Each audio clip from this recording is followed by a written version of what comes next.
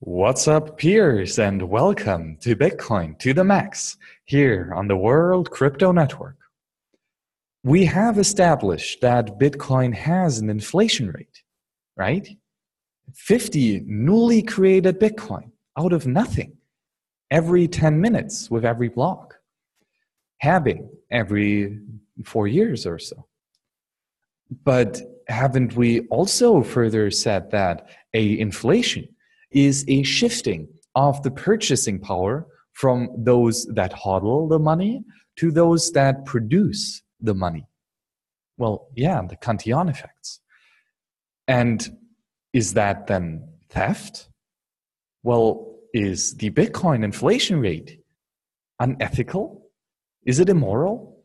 Is it taking, unjustly so, the property of someone else? The percentage of purchasing power?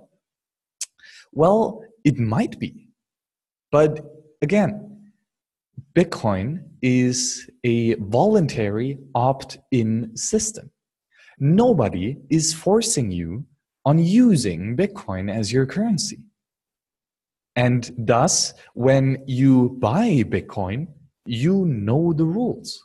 As a matter of fact, when you run a full node, you make the rules yourself. And thus, if you run a full node and if you hodl some Bitcoin, you voluntarily agreed upon this previously set of consensus rules. And because the action is thus voluntary, it is mutually beneficial per definition. And therefore, there is no unjust displacement of the property. Of course, this is on the strict contrary side to fiat currency, which per definition, you are being forced to use, involuntarily so. Right? You have to pay your taxes, which are theft in and of itself, and you have to pay all the expenditure that you have with the government in general. And of course, to pay back your debts. So in fiat money, yes, inflation is forced upon you, and you do not voluntarily agree upon that. Thus, it is theft. But as Bitcoin is a free market currency, voluntarily chosen by sovereign individuals, well, there is no coercion here.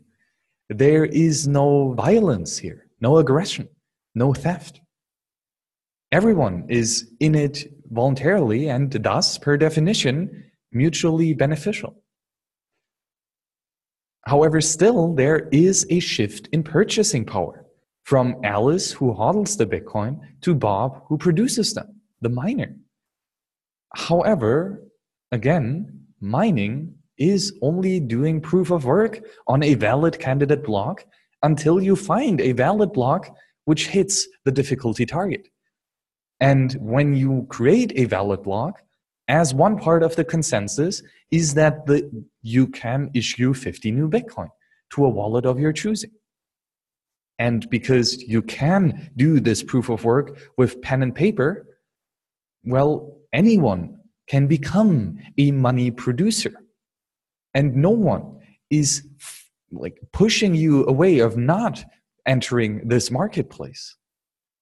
So if Alice does not like the inflation schedule, well, she can become a money producer herself and actually benefit from this inflation. So I would argue that in Bitcoin, both sides is completely voluntary. When you hodl the currency, when you hodl Bitcoin, you agree to the inflation schedule, very much so when you run a full node. And because it is the pure and radical free market, no one is stopping you from becoming a money producer yourself. Again, voluntarily so. Thus, I would argue that the Bitcoin inflation schedule, which is ever decreasing, and thus the shift of the purchasing power is ever decreasing as well, is 100% peaceful, 100% voluntary, and thus 100% morally righteous. So no, there is no theft in the Bitcoin inflation. but there is a voluntary agreed upon shifting of the purchasing power from Alice to the miners, to Bob. Well, Piers, thank you very much for joining me here again on Bitcoin to the Max, a show which is supported by you, the supporter of the World Crypto Network. And thanks to your donation at tallyco.in/HillebrandMax, you receive early access to these shows, which, and now thinking of it, might actually kick in the Kantian effect. You are the person that receives access to this newly produced information. And do you then have some benefit to those others that have to wait for a couple days? Not sure. But, well, it's just information, so I'm going to share it anyhow. So, Piers, thank you very much, and see you on the next show. Bye-bye.